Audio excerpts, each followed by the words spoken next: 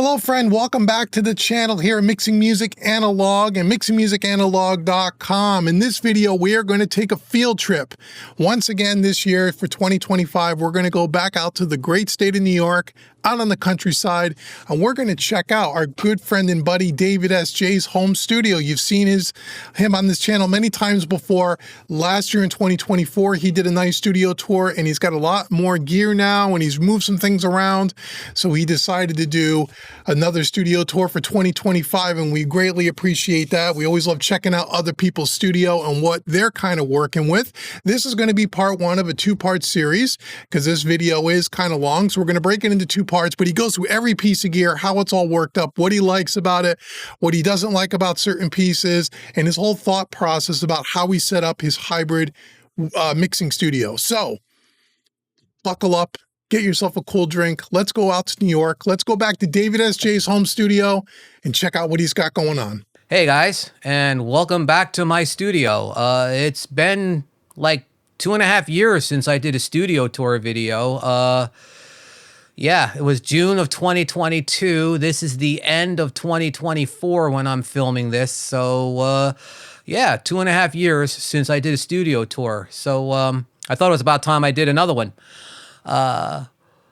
Interestingly, I actually went back and I watched my original video to see like what was here when I did the first one and what's changed. And a lot of things have changed. Weirdly though, like most of the core components to the studio have not changed at all. They're exactly the same as they were 2.5 years ago, but other areas of studios have changed massively. So what I figured I would do is I'd bring you guys in.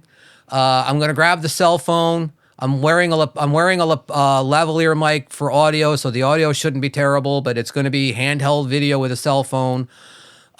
Sorry about that. If the video quality is pretty shaky, I apologize in advance, but I don't have any other really way to do it. So I'm going to do that. And, like much like David does his videos, guerrilla style, just, what we get is what we get. So, sit tight. I'm going to get set up for that, grab my cell phone and get ready to go. Okay. I'll be back in a few minutes.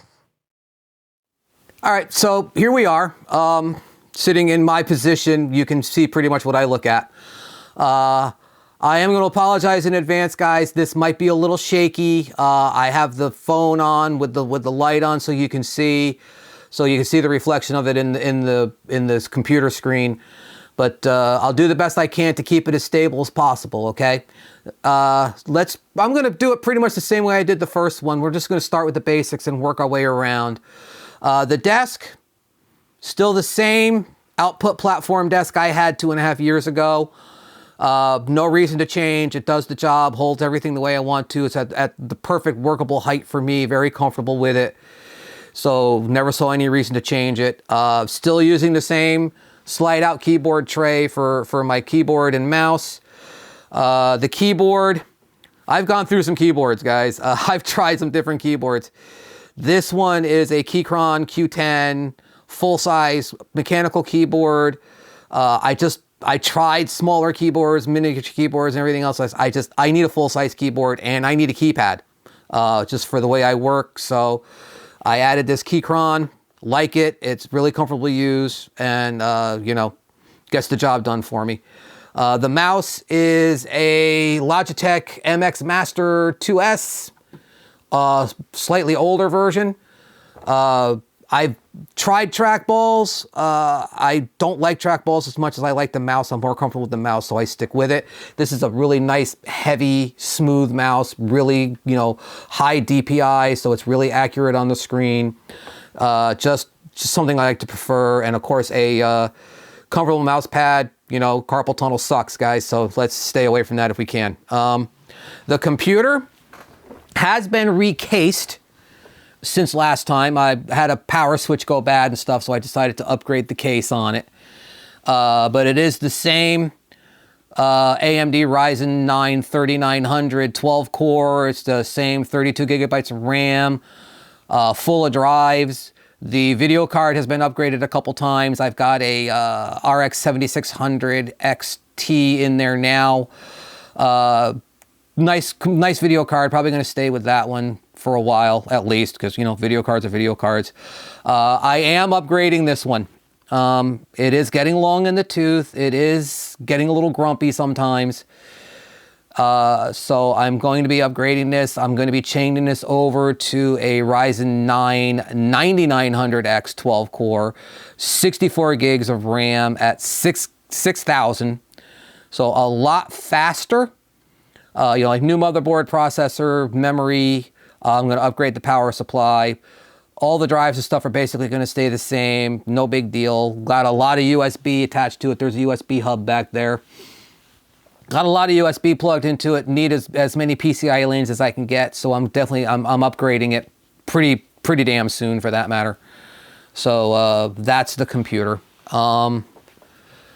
Going up to the top here, the monitors are exactly the same two monitors I had 2.5 years ago. That is a 32-inch 2K 1440p with a 1080p 24-inch on top of it. Because it is a 2K, I do have enough real estate on the screen that I can do all of my processing on the one screen. And hey, you know what? I have a session up here. Let's hit the play button on that. This is the, turn that down. This is the last EP I mixed for Blackmagic Marching Band. This one was called, I don't even remember what it was called, Marching to Babylon or something like that. Anyway, it's up on Spotify. 6 tracks. I'm really proud of it. So I'm just gonna have that playing in the background while we're doing this. Give Daniel a little free plug there again. It is still Reaper. It is still the same skin in Reaper that I use. I'm a Reaper guy, never gonna change, I don't think. I've tried other DAWs, I keep coming back. This is home for me. It has been heavily modified from the original, you know, even with the skin change, it's just been changed quite a bit. So anyway, that's unchanged. The same Yamaha HS5s I've had for years now. That's the first pair of studio monitors I ever bought. Had them for years, still have them. You're listening to them now. Underneath them is a pair of Focal Solo 6 STs. Those were not here last time. Last time I did this, I had a set of head MO7 Mark IIs with the matching sub. I had 2 failures in 2 years. And that became unacceptable to me. Now, I'm not saying that everybody's gonna have the same experience I did. I'm saying this is my experience with them. Luckily for me, that Alto Music, which is the retail arm of Rad Distributing, which is the company that imports these to the country, is right in my backyard. So I was able to go work out a deal with them. They, did full warranty, gave me a fair trade value on them. So I traded up to the Focals, and I haven't looked back since. I mean, David's had great luck with Focals in his studio. I like the sound of them. I actually used to have a set of Alphas in here that I really liked. I don't know why I switched away from the Focals, but I'm back to the Focals now. Let me just jump underneath the desk for a second. That is a Yamaha HS8S sub. I do not have the speakers running through the sub. That is separate from the speakers. And that I can switch in and out. So I can have either the Yamahas with or without the sub, or I can have the Focals with or without the sub. So I have 4 different listening environments in the room through the speakers, plus headphones. So I've got different mix atmospheres that I can use. Hey there, friend. I hope you're loving the video. Guess what? We're now in 2025, and I have some super exciting news to share with you. I'm officially accepting new clients for mixing, and I'm on the lookout for talented artists just like you. Head on over to mixingmusicanalog.com. The link will be in the description box below to check out some of my latest work. Once you've had a look around, shoot me an email, and let's schedule a Zoom call to chat about your music and how we could take it to the next level. Now let's get back to the video. On top of the desk, that's the same Nectar Impact 49 key controller I've had for 4 or 5 years now. No reason to switch, works. The same PreSonus fader port that I've had, no reason to change, works. And the same Audient Nero monitor controller. No reason to change, works. What I like about this one too is it does have a separate subwoofer output. So my sub is running off the Nero. So it's not crossing over to the mains. So the mains are staying full range. I can kick the sub in and out without affecting the sound coming out of the speakers.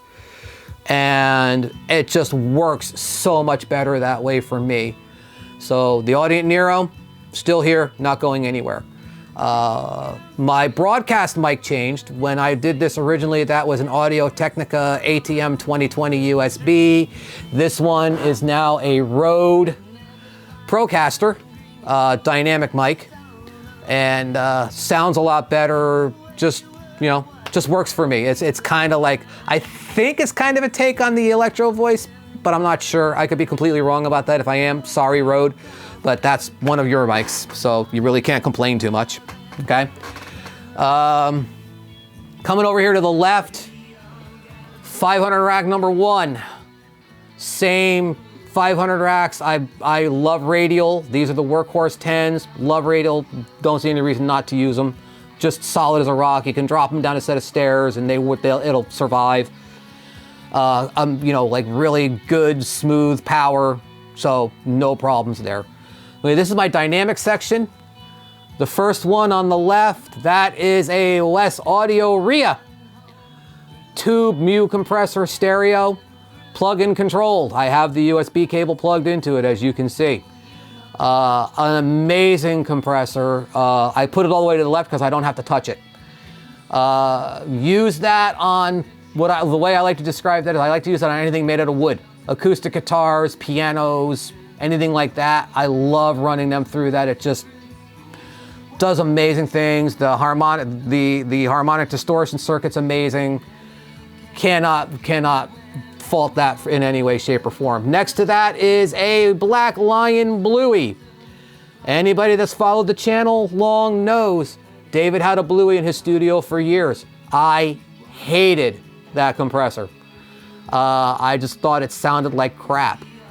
But it was always amazing that even though that thing sounded like garbage, it worked amazingly in a mix. So I actually grabbed one just, you know, to have it. And it's become my go-to vocal compressor, especially for lead vocals. I agree with Chris Lord Algae. It does something to the vocal. I can't describe what it is. I don't crush the vocal with it. I only like stand the needle straight up, so 3-4 dB of compression on it. But it's just more of a tone thing than it is a compression thing for me. Next to that, a pair of DBX 560As. I had one of them 2.5 years ago. Now I have 2. Classic VCA style compressor. The 560s might be a little bit brighter than the 160s. I don't care. I like them. I use them. And I'm going to stick with them. Next to that, a Golden Audio Comp 554. This is the first series, and this is the one that has the Carnhill transformer upgrade done to it. I believe they're on like the 3rd series now. Don't care. This one works great. Sounds amazing. Does that Neve thing really well. The one downside of that one and the Bluey is they are mono, but they take up 2 spaces in the rack. I hate giving up real estate that way, but sometimes it's necessary. So I've given up some real estate to those 2 compressors. Don't care. They sound great. Next to that, a pair of audio-scape V3As. These are the V3As that were in David's studio. When audio-scape came out with the VA3A 19-inch 2-space with the much bigger VU meters, David switched these out for that, and I had the opportunity to grab them from him, and I did. I love the LA3A. Great on guitars. Great on a lot of things, actually. It actually makes an amazingly good drum bus compressor, which shocked me, but they really do. The only downside to those, the meters are really small, but hey, listen, I'm only 2 feet away from them. I can see them. And again, I don't really smash things with hardware, so I don't really worry too much about it. Love those. You can't fault them. AudioScape did a great job with them. I'm going to skip the middle, come over here to the right for a minute. This is my EQ rack. This rack sometimes I'm a little ambivalent about because the difference between plug-in EQ and hardware EQ is not nearly as wide as it is with dynamics, but I have them in here. I use them from time to time. This is not critical for me. We'll talk more about that later. Starting on the right this time, that is the Lindell Audio Pre-Q501A. That is a mono solid state Pultec. Does the Pultec thing. Does it do it as well as a real Pultec? No. Does it do the Pultec thing? Does it well enough for me. Good budget option. Again, same thing, same issue with it. Giving up 2 rack spaces to a mono unit. Such is life, can't change it. Got it, moving on. Next to that is one of my more novelty items. That is a pair of Roger Schultz W2395Cs. Fuse AudioLab makes a free plug-in version of that unit, which is why I bought them. I have them now because I think they're actually really cool. They are a Baxandall style EQ. So they have a high and a low shelf, switchable between a couple different frequency ranges. Really nice Baxandall. You can push them hard and not have things fart out with them. It's glassy top end, not brittle. But what makes these special is that Roger added a mid-band, parametric. It's got 3 different Q settings, frequency range from like 105 to, I don't know, 5K or something like that. Parametric boost cut. A really interesting, flexible EQ that you can actually solve a lot of problems with. And they get used from time to time, especially if I have to do something with some mid-range issues or I need to push mid-range and top end or mid-range and bottom end. They get used from time to time on different things. Next to those, a pair of Trident 80B EQs. Trident console EQs. They sound great on a lot of different things. Actually, like, you can use them on drums or guitars or bass. They sound good. They give you a slightly different flavor from a lot of other things. So I have them in there in case I want them. Next to them is something that I really love. These are the Cranbourne Carnaby Harmonic EQs, a pair. 3-band EQ, harmonics, add harmonics, sound amazing on pretty much anything. If you wanna, give something a nice flavor, run them through that. Everything's hunky-dory. Next to that, from David Studio, a pair of Z&H Design V560 API style EQs. David did a demo on these. They're fantastic. He has a pair of Cappies doing the same thing. He decided to keep those. I had an opportunity to grab these from him, so I did. They do the API thing, fixed, like fixed band selection, boost cut, very aggressive. Great on guitars, great on pretty much anything you need them on. They're APIs, can't say anything bad about them. Okay, now we're gonna move into the middle. This is one of the first huge changes from last time. Excuse me.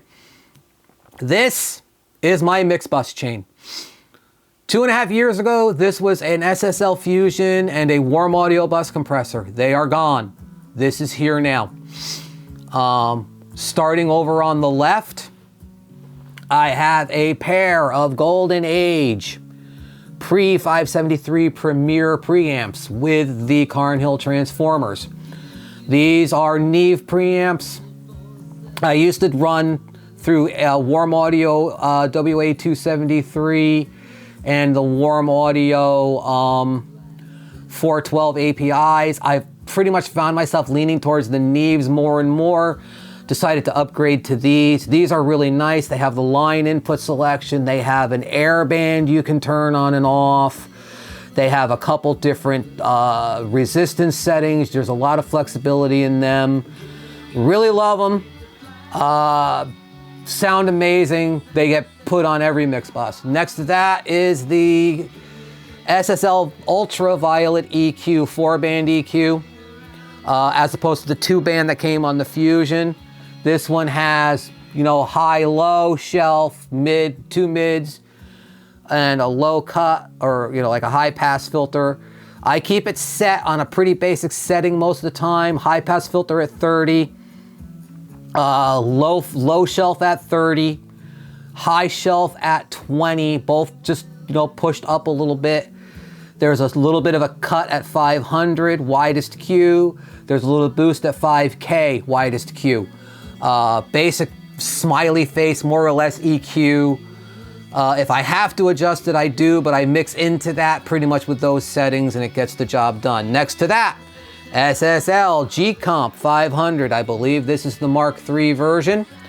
Set on the standard SSL bus comp settings. 2-to-1 ratio, high pass at 30, auto release, attack at 10, and then makeup and threshold set as needed. Does the SSL bus compressor thing, fantastic, sounds amazing. Moving on.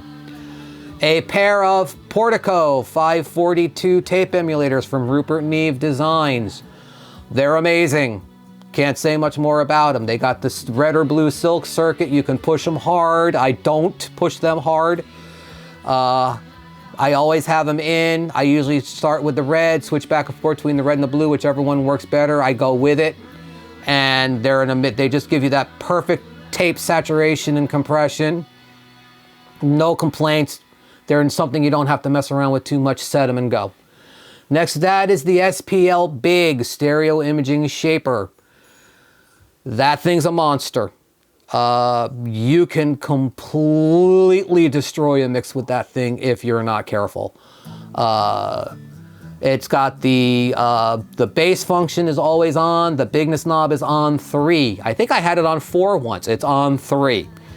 The range and the stage do get messed with a little bit sometimes. I usually stage more towards the front, and then the range gets rolled around wherever it feels like. And again, like I say, the bass button never gets turned off. One thing with that unit is some people will think that that needs to be earlier in the chain. It's been my experience with stereo wideners that if you put compression or saturation after a widener, it tends to collapse the widening that you're doing. So rather than have to struggle with that, I put it at the end. I do all my compression and saturation and EQ in front of it, and then very gently use the widener just to give it some more space. Like I said, it's on 3. You could turn that thing up to 5 and it's too much. And you can completely break a mix with it. But again, an amazing unit. No complaints with it. That whole chain is just amazing for me. It does everything I want to do. I've had some people say, like, why don't you get the Rupert mix bus transformer? Don't need it. Got this. Don't see any reason to change it.